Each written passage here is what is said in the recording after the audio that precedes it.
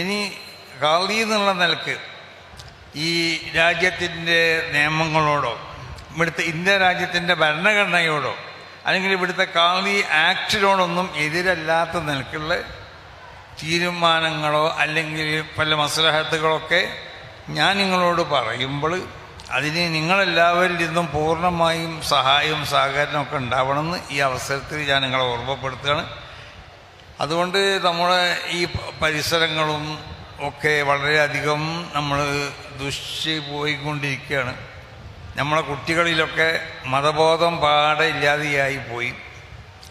അദീനിയായ സ്വഭാവങ്ങൾ പൂർണ്ണമായും തന്നെ പറയാം നമ്മളിന്നൊക്കെ പറ്റില്ലാതെയായിട്ടുണ്ട്. അപ്പം അതുകൊണ്ട് നമ്മൾ ശ്രദ്ധിക്കേണ്ട ഒരു കാര്യം എന്ന് പറഞ്ഞാൽ ശൈത്താൻ നമ്മളെ ഫേപ്പിക്കാനേ വരുള്ളൂ. അത് നമ്മൾ മനസ്സിലാക്കണം. കാരണം നമ്മൾ ശരിയായ റൂട്ടിൽ കൂടി പോകുന്നവരാകുമ്പോൾ നമ്മളെ ഫേപ്പിക്കാൻ ശൈത്താൻ നമ്മളെ കൂടെ ഉണ്ടാവും.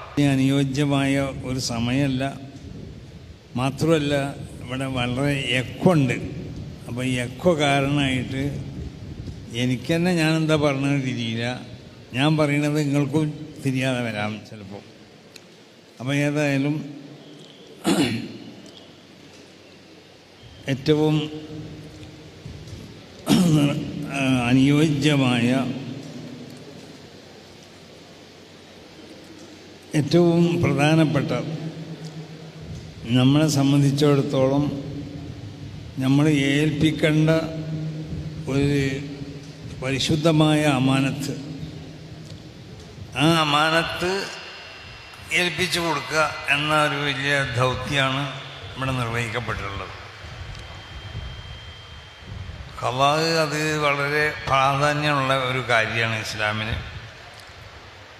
അതിനെപ്പറ്റി ചില പണ്ഡിതന്മാർ ഗ്രന്ഥങ്ങൾ തന്നെ രചിച്ചിട്ടുണ്ട്. അൽ ഹക്കാമു സുൽത്താനിയ മാവർദി ഇമാമിൻ്റെ ഒരു വലിയൊരു ഗ്രന്ഥമാണ് ഈ വിഷയത്തെപ്പറ്റി മാത്രം പ്രതിപാദിക്കണം, ഇതിനോട് ബന്ധപ്പെട്ട കാര്യങ്ങളെ പറ്റി. അങ്ങനെ പല പണ്ഡിതന്മാരും ചെറുതും വലുതുമായ ഗ്രന്ഥങ്ങൾ ഈ വിഷയത്തെപ്പറ്റി എഴുതിയിട്ടുണ്ട്. അതിൻ്റെ എല്ലാം പുറമെ നമ്മുടെ എല്ലാ ഫിഖഹിൻ്റെ ഗ്രന്ഥങ്ങളിലും കിതാബുൽ ഖളാ അതൊരു അധ്യായം മഹാന്മാരാവുന്ന ഫുഖഹാ രേഖപ്പെടുത്തിയിട്ടുണ്ട്.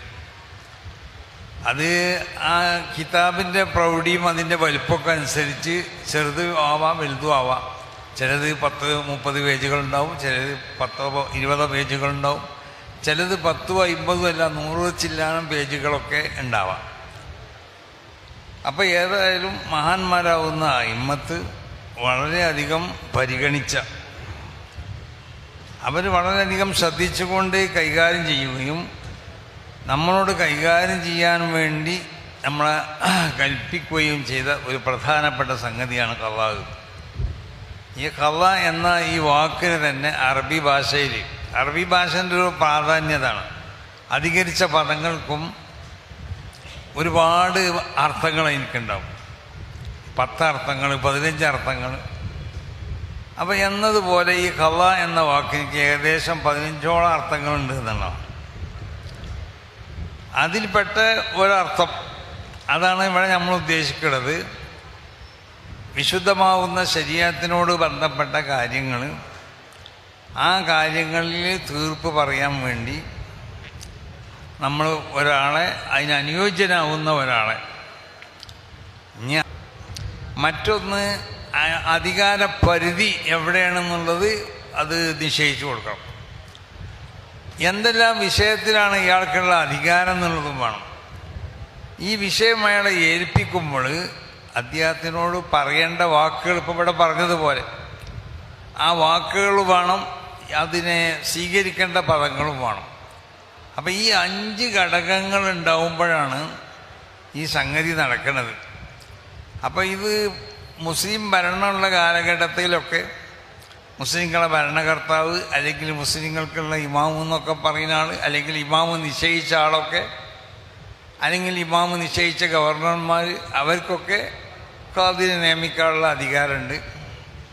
അപ്പോൾ ആ പരിധി അവർ നിശ്ചയിച്ചു കൊടുക്കും. ആ പരിധിയിലുള്ള വിഷയങ്ങൾ വരുമ്പോൾ അതിൽ ഖാദിക്ക് മതപരമായ ഇൽഹാറുൽ ഹുക്മെന്ന വിധി പുറത്തേക്ക് കൊണ്ടുവരിക, ഇംളാഉഹു, ആ ഹുക്മിനെ നടപ്പിൽ വരുത്തുകയും ചെയ്യുക. ഇതാണ് ഖാദി ചെയ്യേണ്ടത്. അപ്പോൾ ആ സംഗതികളൊക്കെ അതിൽ ചില ഖാദിമാരെ സംബന്ധിച്ചിടത്തോളം ഭരണകർത്താക്കന്മാർ നിയമിക്കുമ്പോൾ നീ ഇന്ന വിഷയങ്ങളിലുള്ളതായ വിധി പറഞ്ഞാൽ മതി എന്ന് പറയും. വേറെ ചിലരോട് പറയും നീ ഇന്ന വിഷയങ്ങളിലുള്ള വിധി പറഞ്ഞാൽ മതി. കാരണം സ്ഥലം നിർണ്ണയിച്ചു കൊടുത്താൽ മാത്രം പോരാ. അതുകൊണ്ടാണ് നമ്മളിപ്പോൾ പറയുന്നുണ്ടല്ലോ, ഈ മഹല്ലത്തിൻ്റെയും ഈ മഹല്ലത്തിൻ്റെ അധീനത്തിലുള്ള മഹല്ലുകളെയും, അല്ലെങ്കിൽ അധീനത്തിൽ മഹല്ലുകളില്ലെങ്കിൽ ഈ മഹല്ലത്തിൻ്റെ എന്നൊക്കെ പറയണത് ആ സ്ഥലം നിർണ്ണയിച്ചു കൊടുക്കുക. പിന്നെ വിഷയം നിർണ്ണയിച്ചു കൊടുക്കണം. അതാണ് യുസ്തർത്തു തഈനു മാ യുവല്ലാ ഫീഹി എന്ന് കിതാബുകളിൽ കാണാം. മാ യുവല്ലാ ഫീഹി എന്ന് പറഞ്ഞാൽ ചില ആളുകൾ തെറ്റിദ്ധരിച്ചതുപോലെ നിയമിക്കപ്പെടുന്ന സ്ഥലം എന്നല്ല, ഏതൊരു വിഷയത്തിലാണ് അദ്ദേഹത്തിനെ ഖാദിയാക്കിക്കൊണ്ട് നിശ്ചയിക്കപ്പെടുന്നത് ആ വിഷയത്തിന് അയാൾക്ക് നിശ്ചയിച്ചു കൊടുക്കണമെന്നാണ്. അത് ശരിക്കും മനസ്സിലാവാത്തതുകൊണ്ടാണ് നഅം എന്ന് പറഞ്ഞിട്ട് പിന്നെ തുഹഫയിൽ പറയുന്ന ഇബാറത്തുമ്മൽ ചില ആളുകൾ മനസ്സിലാക്കിയത് ആ സ്ഥലമാണ് ആ പറഞ്ഞതുകൊണ്ടുള്ള ഉദ്ദേശം. അപ്പോൾ ആ സ്ഥലത്തിനോട് പിന്നെ അതിൻ്റെ ശേഷം പറഞ്ഞ വിഷയങ്ങളൊക്കെ തെറ്റായിക്കൊണ്ട് മനസ്സിലാക്കാനുള്ള കാരണം അതാണ്. ഞാനിപ്പോൾ ആ മസാലയിലേക്കോ അല്ലെങ്കിൽ ആ ഇബാറത്തിനെ ഹല്ലിയയിലേക്കൊന്നും പോവില്ല, അതിൻ്റെ ആവശ്യമില്ല. അപ്പോൾ അങ്ങനെയാണ് ഖാദിനെ ആ നിലക്കുള്ള ആളുകൾ നിശ്ചയിക്കണം.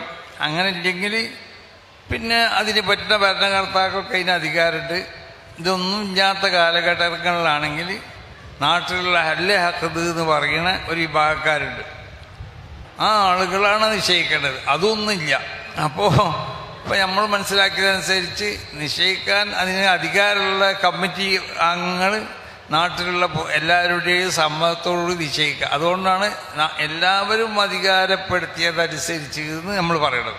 കാരണം പൊതുവെ ജനങ്ങളോട് പറയുക എന്നാണ് നമ്മൾ ഖാദിയാക്കുന്നുണ്ട്. അപ്പോൾ എല്ലാവരും കൂടി അത് നിങ്ങൾ അയാളെ നിശ്ചയിച്ചാളി എന്നുള്ള ഒരു പറയാം.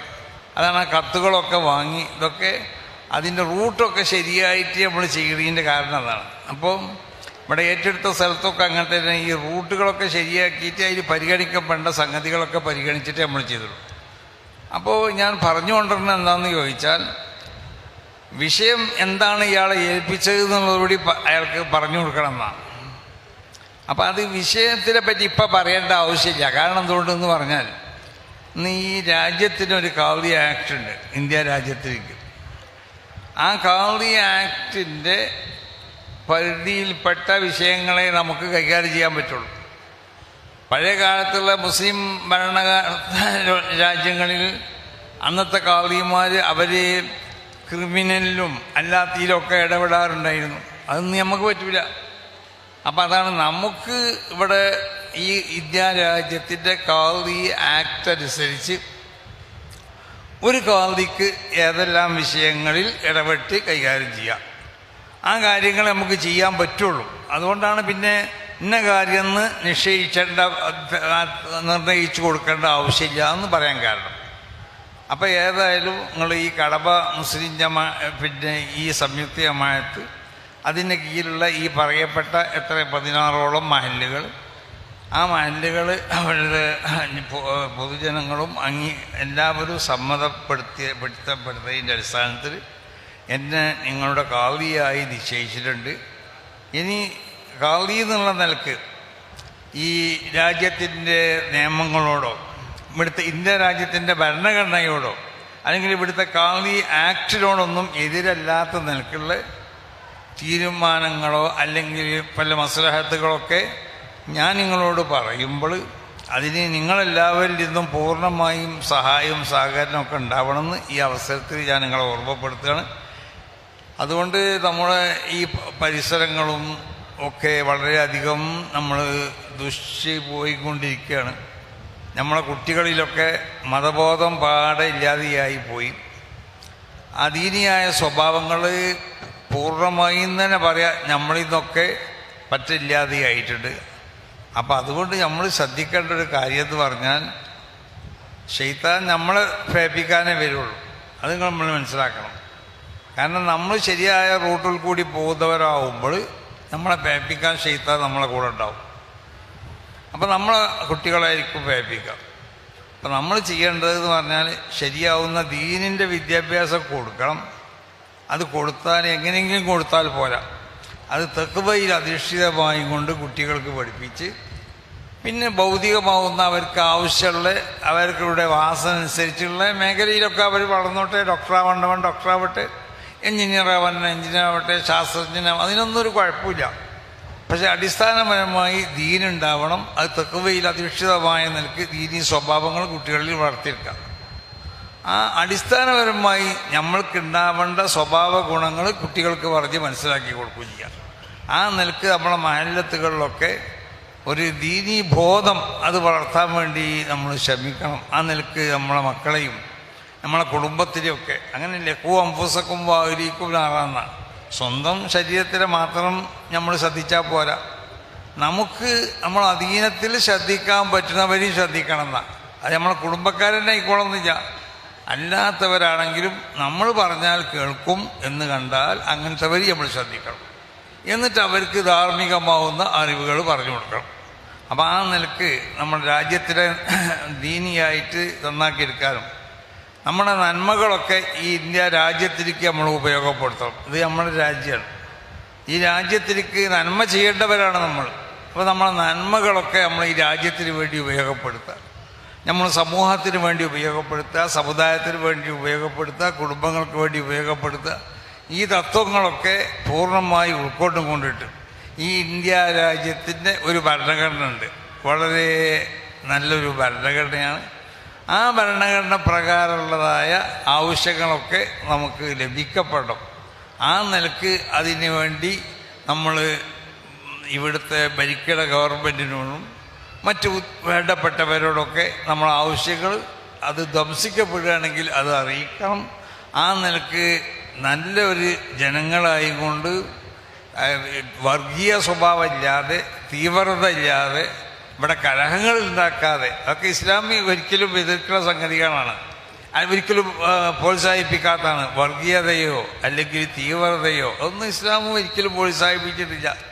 അപ്പോൾ അങ്ങനെയല്ലേ മഹാനാവുന്ന ഉമർ ഇബ്നു ഖത്താബ് തങ്ങൾ മൂപ്പരെ ഭരണകാലത്ത് മൂപ്പര് നടക്കുമ്പോൾ ഒരുത്തനെ കണ്ടുതാണ്, ഒരു ജൂതനെ. ആ ജൂതൻ്റെ ശരീരമൊക്കെ ഭക്ഷണം കിട്ടാതെ അവൻ വളരെ ഒട്ടിപ്പോയി, എല്ലൊക്കെ അങ്ങോട്ടും ഇങ്ങോട്ടും വളഞ്ഞു പോയി. അപ്പോൾ ചോദിച്ചു, എന്തോടോ ഇങ്ങനെ ആവാൻ കാരണം? എനിക്ക് ഭക്ഷണം കഴിക്കാൻ ഒന്നുമില്ല എന്ന് പറഞ്ഞു, ഞാൻ പട്ടിണിയിലാണ്. അപ്പോൾ ഉമർ ഖത്താബ് അവനിക്ക് ഓരോ ദിവസത്തിനും ഇത്ര തുക എന്നുള്ളത് പാസ്സാക്കി, അവൻ്റെ മരണം വരെ അങ്ങനെ കൊടുക്കണം.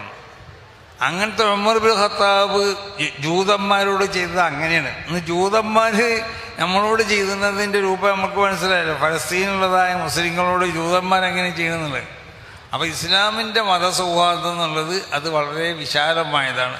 ആ ഒരു മതസൗഹാർദ്ദവും സ്നേഹമൊക്കെ ഉൾക്കൊണ്ടുകൊണ്ടിട്ട് ഈ ഇന്ത്യ രാജ്യത്തിൻ്റെ എല്ലാ നന്മകൾക്കും അതിൻ്റെ ഉയർച്ചക്കും പുരോഗതിക്കും ആവശ്യമാവുന്ന എല്ലാ നല്ല കാര്യങ്ങളൊക്കെ നമ്മളും ചെയ്തു കൊടുത്തുകൊണ്ടിട്ട് നമ്മുടെ വ്യക്തിത്വമൊക്കെ പൂർണ്ണമായി കൊണ്ട് അതിന് വേണ്ട ഗുണങ്ങളും അതിൻ്റെ അടിസ്ഥാന കാര്യങ്ങളൊക്കെ ശ്രദ്ധിച്ചു കൊണ്ടിട്ട് ഈ രാജ്യത്തെ നല്ല പൗരന്മാരായിക്കൊണ്ട് ജീവിക്കാൻ വേണ്ടി നമ്മളൊക്കെ സന്നദ്ധരാവണം. അതിന് അല്ലാഹു സുബ്ഹാനഹു വ തആല തൗഫീഖ് ചെയ്യട്ടെ.